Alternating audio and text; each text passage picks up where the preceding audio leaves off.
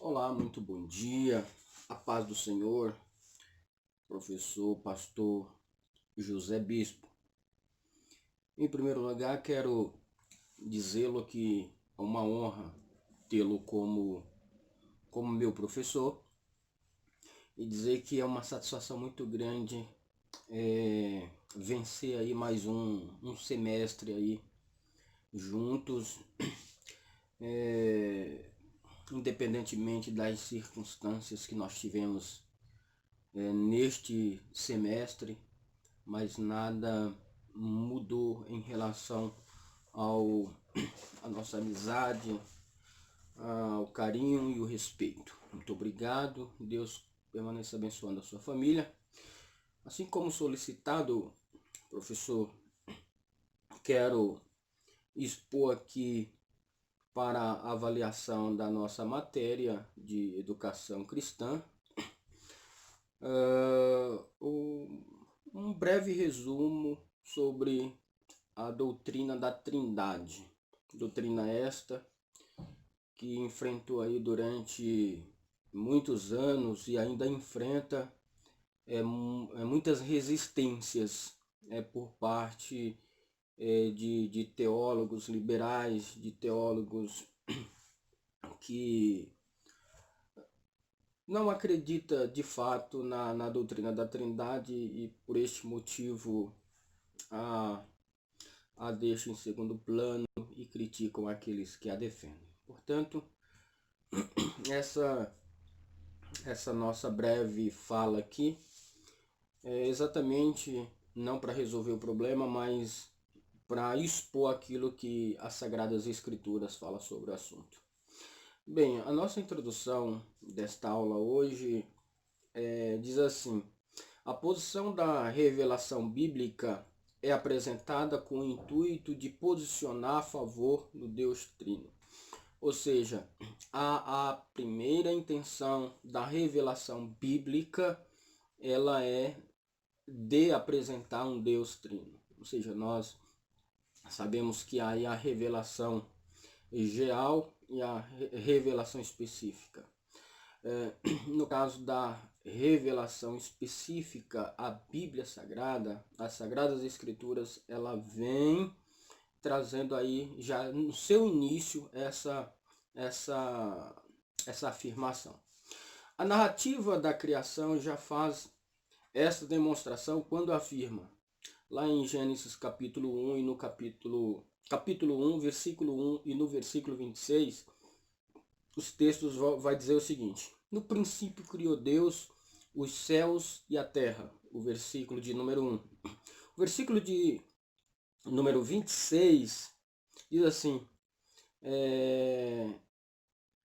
façamos o homem conforme a nossa imagem, conforme a nossa semelhança. Bem, nesses dois versículos, que, como eu disse, é o início da revelação bíblica, ela já apresenta esse Deus Trino. Por quê? Porque tanto o versículo 1 quanto o versículo 26, o substantivo ali ele está no plural. Tanto no versículo 1 quanto no versículo 2, o substantivo lá é Elohim e não Eloi. Elohim está no plural e Eloi é o singular. Ou seja, é uma unidade composta, havendo nessa unidade realmente três pessoas distintas, cada uma das quais é a divindade e estão conscientes uma das outras. Ou seja, há uma consciência na Trindade dessa distinção entre uma pessoa e outra na composição da Trindade. Ou seja, elas sabem, traduzindo, elas sabem que existe uma outra pessoa que compõe aí a Trindade. Ou seja, não é o caso de haver aí três deuses. Não é isso que a Bíblia está afirmando. Pois todos três, eles são independentes e têm existência própria. Ou seja, eles são eternos. Os três cooperam unidos para um mesmo propósito. Ou seja, há aí um bem comum na composição da Trindade, que é o caso de um cooperar com o outro para um sentido comum. Ou seja, em Mateus capítulo 3, versículo 17, o Pai testifica do Filho, né? E em João capítulo 5, versículo 19, o Filho testifica do Pai. O Filho testifica do Espírito Santo em João capítulo 14, versículo 26, e mais tarde o Espírito Santo vai testificar de Jesus em João capítulo 15, versículo 26. Então veja que há aí uma unidade, uma coerência, um intuito comum. Ou seja, o que esses textos que eu apresentei, eles demonstram é que há uma igualdade entre ambos, né? Um testificou do outro, né? Sem nenhuma distinção, né? Bem, passamos então a analisar a pessoa de Deus nas Sagradas Escrituras, né? Nosso primeiro ponto é: Deus é único. Isso é fato, né? É isso mesmo que a Bíblia revela, né? A distinção disso, ou o contrário disso, é que tem levado pessoas a criar heresias dentro deste assunto tão importante. Então, nós temos dois textos bases para fundamentar isso. Deus é único em Deuteronômio capítulo 6, versículo 4, e em Isaías capítulo 45, versículo 6, as escrituras, ela reconhece que o nosso Deus, ele é o único Deus. Ou seja, a Bíblia é categórica quando diz que além dele não há outro Deus. Portanto, neste ponto, aqui não há divergência entre nós que defendemos a doutrina de um Deus único com os opositores, porque a oposição no que diz respeito à doutrina da Trindade é colocar Cristo e o Espírito Santo de igual pé a Deus. Portanto, no ponto de que Deus ele é único, aí uma convergência entre nós e os opositores dessa doutrina, né? Então não há divergência. A divergência ela vai ocorrer de fato no sentido de que a Trindade é um ser divino. Quando isso é afirmado pelos teólogos conservadores, defensores da doutrina da Trindade, quando ele se posiciona a favor da Trindade ser um Deus divino, ou ser um ser divino, né? Aí sim é dividido em três pessoas distintas, né? Porém com os mesmos atributos e poder. É nesse momento que eles, né, se divergem conosco. Portanto, fica claro aí. Bem, a confusão deles é que o Deus Trino, ele é o Deus Altíssimo, e tanto o Espírito Santo quanto Jesus estão subordinados pelo fato de Deus ter enviado Cristo e Cristo ter rogado o Pai para enviar o Espírito Santo. Ou seja, dá a entender aí que eles, pelo fato de ser enviado e de rogar para que o Espírito venha, eles são subordinados. Portanto, a confusão faz o seguinte, na questão de ofício, de ocupação, de realização dentro do conjunto da Trindade. Ou seja, o Pai é Deus. o Filho é Deus e o Espírito Santo é Deus. Agora vamos fazer o caminho inverso. O Espírito Santo não é o Pai. O Pai não é o Filho e o Filho não é o Espírito Santo. Mas o Pai é Deus, o Filho é Deus e o Espírito Santo é Deus. Portanto, ficou claro que a questão de ser filho e ser o Espírito Santo, ser pai, é uma questão posicional. Quando a Bíblia fala que Deus é pai e que Jesus é filho, está colocando ele de igual pé. Ou seja, porque a Bíblia, mas para frente a gente vai mostrar isso, que Cristo esteve em Deus na eternidade. Portanto, ele é eterno. O Espírito Santo esteve com Deus na eternidade. Portanto, o Espírito Santo é Deus. Bem, o Filho é Deus. Vamos partir dessa afirmação, porque aqui é que há a divergência. Então, o Filho é Deus. Isso é uma afirmação. A Bíblia prova categoricamente que Jesus é Deus. Ele é proposto, declarado e revelado para nós nas Escrituras como sendo Deus. Que deve ser, olha só, servido, adorado, crido, obedecido como Deus, por conta de suas próprias excelências divinas. Ou seja, a Bíblia vai mostrar e vai demonstrar que Cristo, que Jesus, tem os mesmos atributos de Deus, né? Primeiro, sua eternidade. Só pode ser eterno Deus.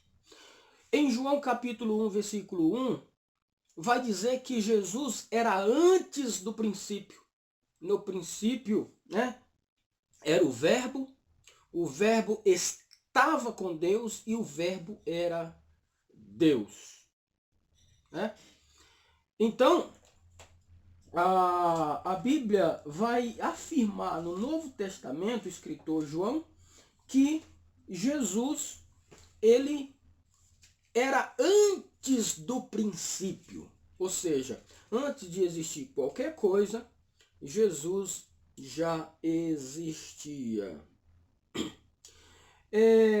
No capítulo 1, versículo 15, Jesus era antes de João. João vai dizer, João testificou dele e clamou dizendo, este era aquele de quem eu dizia, o que vem depois de mim e antes de mim, porque foi primeiro do que eu. Ou seja, João está falando da eternidade. João está falando das profecias que apontavam para a vinda de Cristo. Em João capítulo 8, versículo 58, o próprio Jesus, ele vai afirmar o seguinte, antes que Abraão existisse, eu sou. Espera aí. Como é que Jesus vai existir antes de Abraão se ele nasceu no primeiro século? E é interessante que ele vai usar aí o mesmo nome que Deus usa lá no Monte Sinai, eu sou, ou como foi traduzido pelos eruditos, pelos rabinos, né? Como Yahvé. Ou seja, eu sou o que sou. Ou seja, essa expressão ela só é atribuída a Deus. Então Jesus está aqui arrogando a sua divindade, a sua eternidade. Antes que Abraão existisse, eu sou.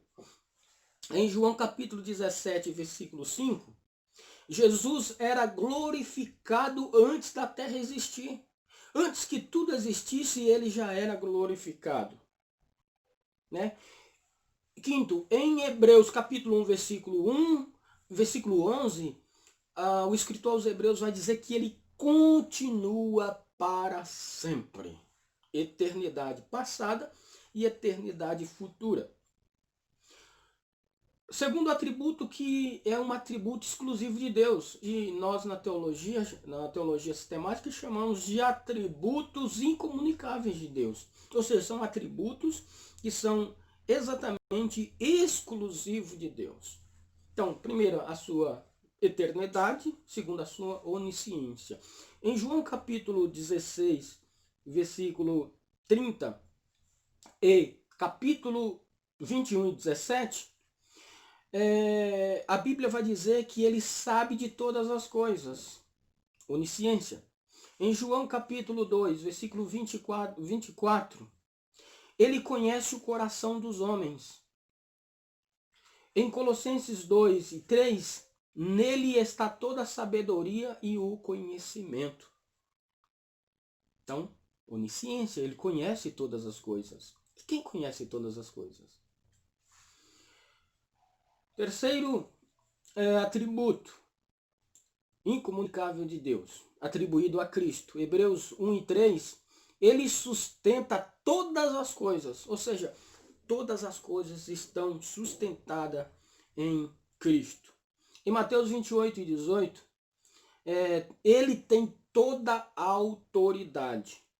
Em Marcos capítulo 5, versículo 11 ao 15, ele é soberano sobre os demônios. Em Mateus 9, 25 e Lucas 7, 14, ele tem poder sobre a morte. E quem é que tem poder sobre a morte, a não ser Deus? Né? Outro atributo de Deus, atributo incomunicável, sua imutabilidade. E aqui está o ponto principal do atributo de Cristo, a sua imutabilidade. Só ele não muda. Hebreus 13, 8 e capítulo 1, versículo 12, também, do mesmo livro. Ali vai falar do seu caráter, da sua pessoa, da sua imutabilidade. Seu caráter não muda. Em João 8, 58, sua existência, eu sou. Ou seja, é uma afirmação, eu sou. Eternamente santo, Hebreus 7 e 28. Né? Então veja que todos os atributos acima mencionados são atributos incomunicáveis de Deus. Portanto, se Jesus não é Deus, né, como alguns defendem, a Bíblia ela se tornaria um livro comum, sem credibilidade, pois afirma uma divindade falsa de Cristo. Ou seja, logo, nem Cristo nem a Bíblia seria confiável. Logo, nossa crença para a salvação seria comprometida. Se nós desconstruirmos a doutrina da Trindade, nós jogamos dúvidas sobre a Bíblia e, consequentemente, é a Bíblia que afirma sobre Cristo como Salvador da nossa vida. Qual a credibilidade teríamos e qual a certeza teríamos de salvação? Bem, último tópico, a pessoa do Espírito Santo, afirmando também o Espírito Santo é Deus. Assim como a Bíblia defende e apresenta Cristo como Deus, o faz de igual modo com o Espírito Santo. A Bíblia ela é unânime nesse assunto. Deus Pai, Deus Filho, Deus Espírito Santo estão de igual pé. O Espírito Santo, ele é revelado como objeto de fé e adoração, assim como foi feito com a pessoa de Deus e de Cristo. Textos serão apresentados para comprovar a validade dessa doutrina que atribui ao Espírito Santo as mesmas qualidades e atributos de Deus. Assim como a Bíblia mostrou atributos da pessoa de Cristo inerentes a Deus, assim o faz também com o Espírito Santo. Veja em Gênesis capítulo 1, versículo 2, a Bíblia vai dizer que ele movia sobre as águas, ou seja, ele era como um lençol, ali no original, é como um lençol estendido sobre as águas, é como uma espécie de cápsula de proteção sobre a criação. Ou seja, Deus criou e o Espírito Santo protegia. Em Salmo 33, versículo 6, Deus cria pela boca, né? Pelo Espírito da sua boca. Peraí, se o Espírito Santo não é Deus e se ele não é eterno, como Deus criou?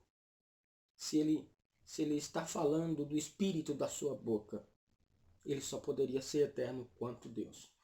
Jó 33:4, o Espírito Santo, ele tem um atributo inerente a Deus. Ele é criador. Em Mateus 28:9, e aqui é interessante que o batismo ele só é válido se o Espírito Santo estiver incluso no ritual, ou seja, batizar em nome do Pai, do Filho e do Espírito Santo, né?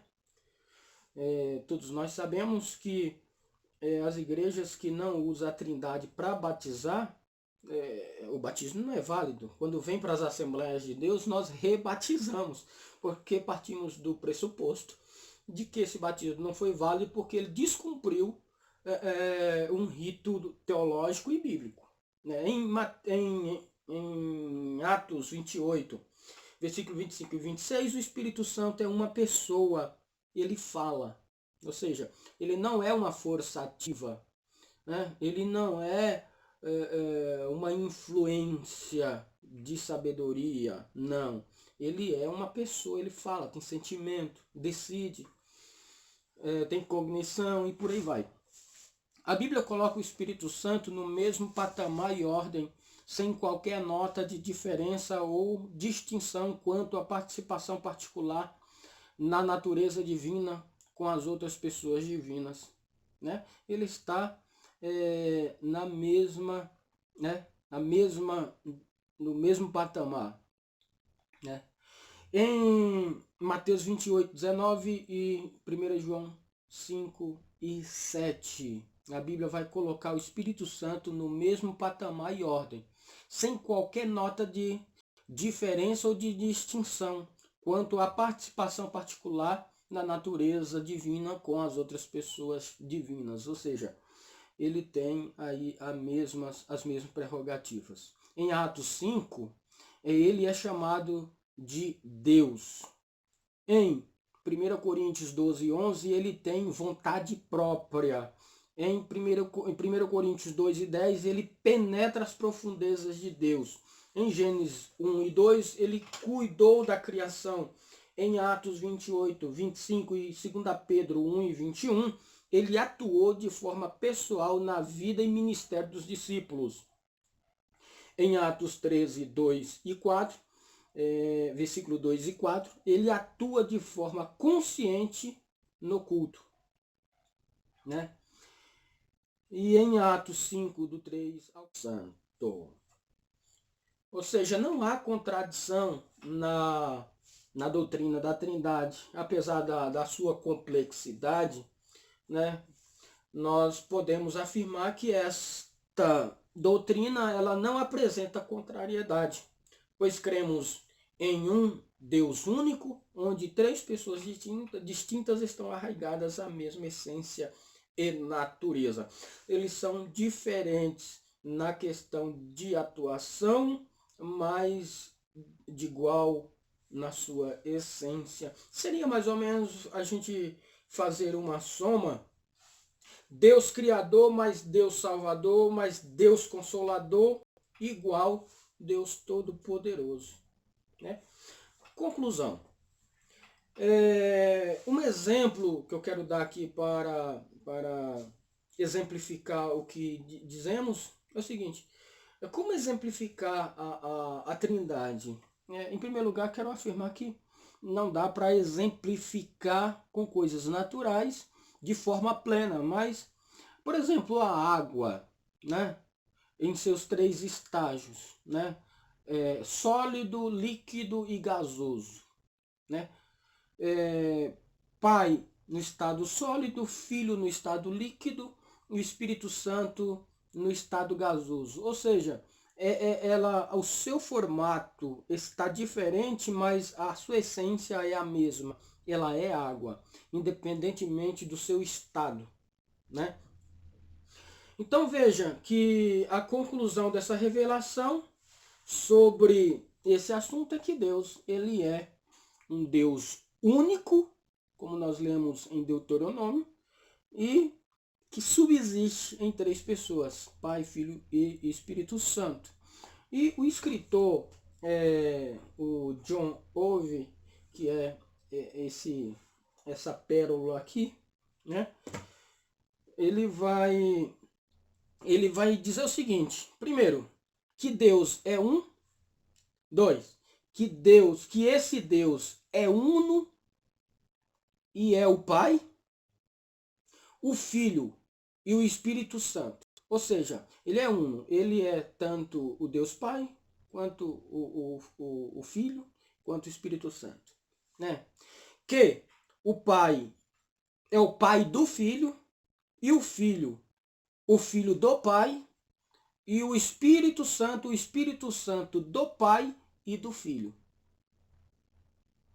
E que, no que diz respeito a essa sua relação mútua, eles são distintos uns dos outros. É isso. Né? Que Deus vos abençoe.